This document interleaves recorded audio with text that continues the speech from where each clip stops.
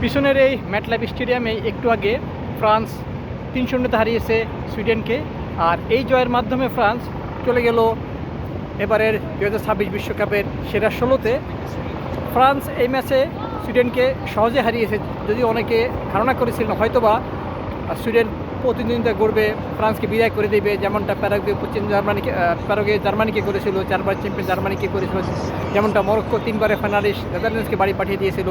অনেকে ধারণা ছিল হয়তোবা এই ম্যাচে সুইডেন তেমনটাই করবে 2018 চ্যাম্পিয়ন ফ্রান্সের বিপক্ষে, 2022-এর ফাইনালিস্ট ফ্রান্সের বিপক্ষে, কিন্তু তা সম্ভব হয়নি। আর এটি না হওয়ার কারণ কিলিয়ান এমবাপ্পের জোড়া গোল এবং বার্কোলার অপর একটি গোল।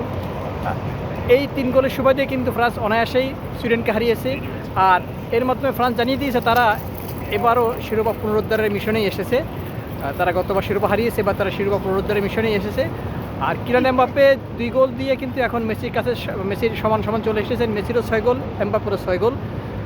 এখন মেসি যদি পরের ম্যাচে কেপ ভার্দের বিপক্ষে গোল করতে পারেন, আর্জেন্টিনা জিততে পারে, তাহলে আর্জেন্টিনা যেমন শিরোপা রেসে থাকবে, তেমনি মেসিরও গোল সংখ্যা বাড়বে।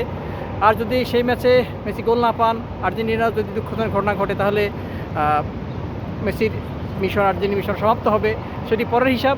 তবে এখন পর্যন্ত যেটি বিষয় হলো তা হলো আর্জেন্টিনাকে কেপ ভার্দের বিপক্ষে জিততে হবে সেরা 16-তে ওঠার জন্য।